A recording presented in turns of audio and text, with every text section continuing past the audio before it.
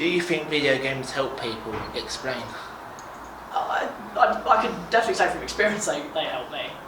They kind of help me deal with a lot of issues such as depression, you know, and they really, you know, they're a good way to spend time and, you know, forget about a lot of, you know, the worries in your own life, and, you know, I think they're very important. Helps people in like situations, like if they're sad or angry. Do you think that video games help them get out of their anger and go into this unrealistic world and kill someone, or, you know, like bring their anger out into the game? With the way the media is constructed, the constant input is really helpful when you're trying to deal with problems. You can get immersed in other forms of media, such as music or films, but I feel like the input is really what helps to escape the reality. Video games actually help people in certain ways? Yes, video games actually really do help. I mean, hand-eye coordinate is one of the things which the video games help you a lot, a person.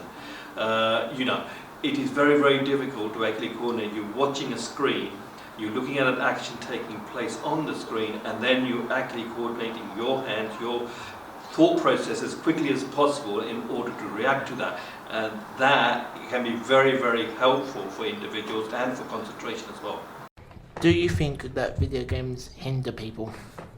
You can have poor performance if you game for too long during the school week. You do badly at school in class. It can lead to money misuse. This is sort of spending too much money on games. It can make you have no sense of what to spend it on, and then so you must make sure you budget on how much you spend on what.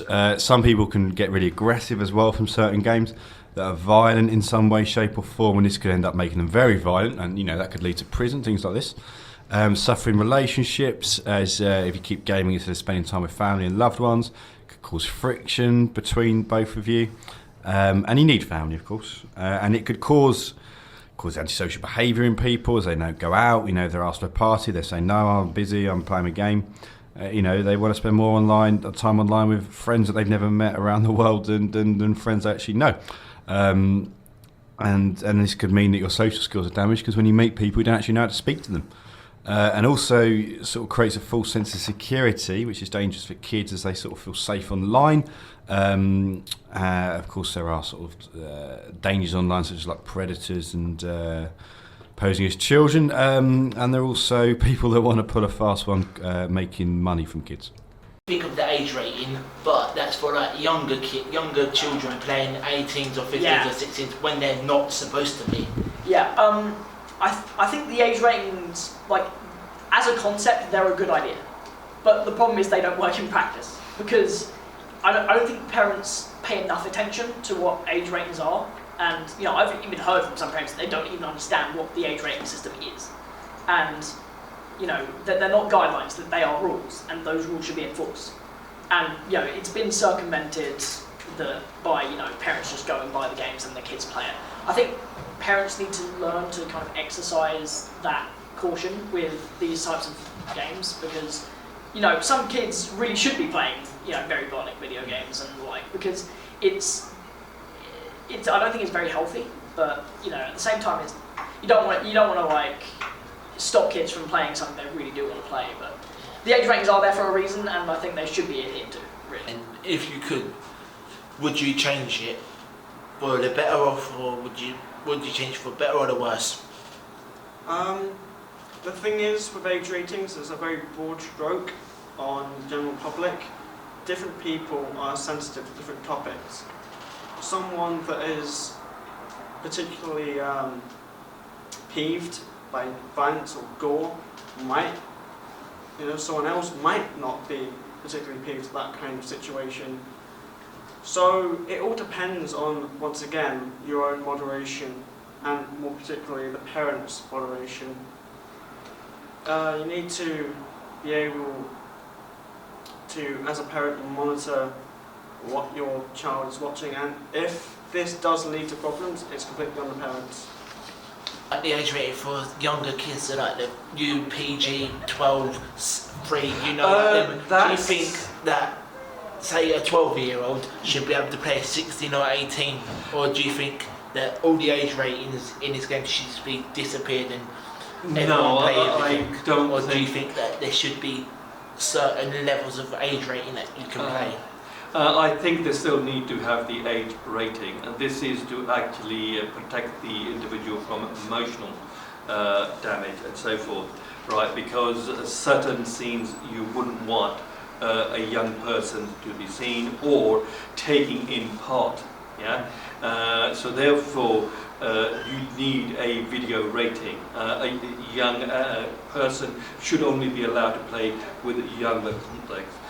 Whereas a more adult individual could potentially then go on to play almost any game there is. So you need to protect the individual. You can't just simply say, okay, any game will do. No, I do believe that you need that censorship. Do you think parents and older siblings play a part in these age rating people that like younger kids playing these 18s and out of seeing 18s and that? So probably like yes. Sibling has an 18 and he's like 18 or 19 or he's older and he's playing a violent game like Evil Within or something like that. Yeah. Do you think that that could play a role in the kid wanting to play them games? That can actually play a role into it, because if an older sibling is playing the game, the individual would want to play it if it's that of interest. Also, what I think is that other people playing that kind of game, you are then with peer pressure that, why am I playing that game?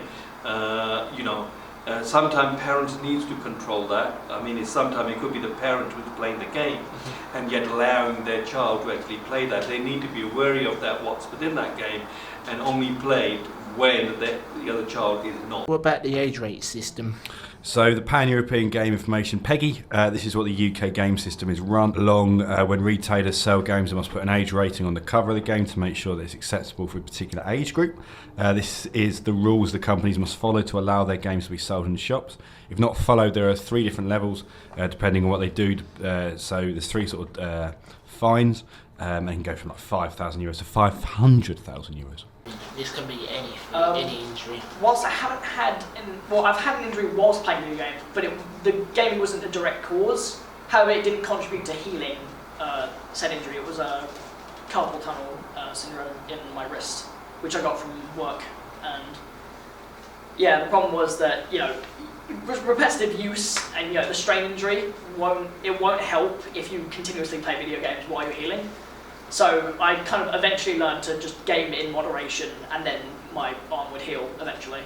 But yeah, don't play video games a lot if your wrist is injured. Don't do that. It's whilst you're gaming, through gaming.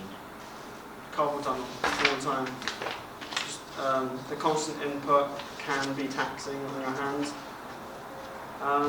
It was my fault for spending too long playing video games.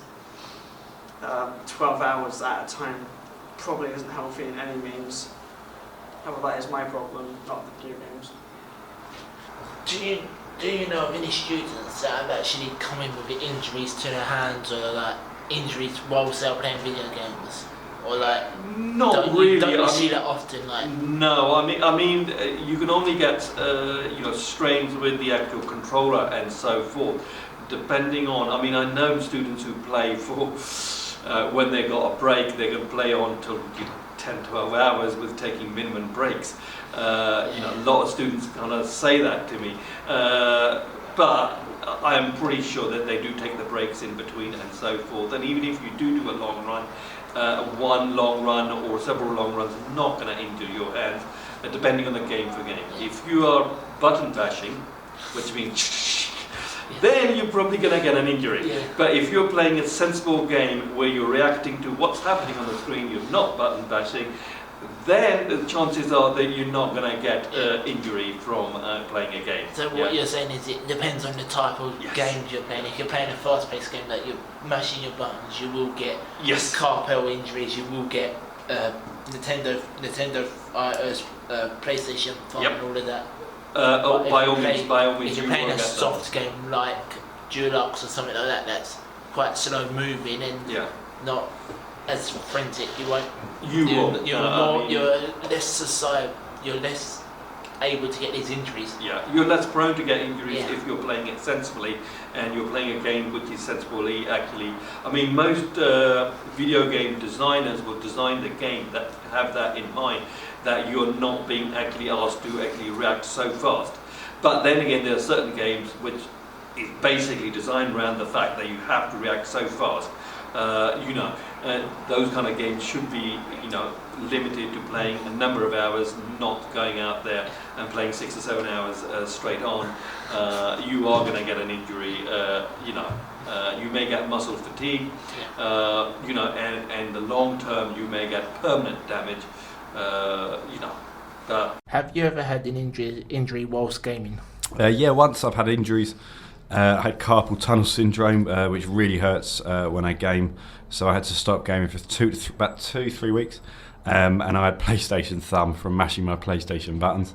Having an injury when gaming could cause so much damage to yourself. So to stop you from getting more damage, you just need to rest basically, and then go back when you're healed.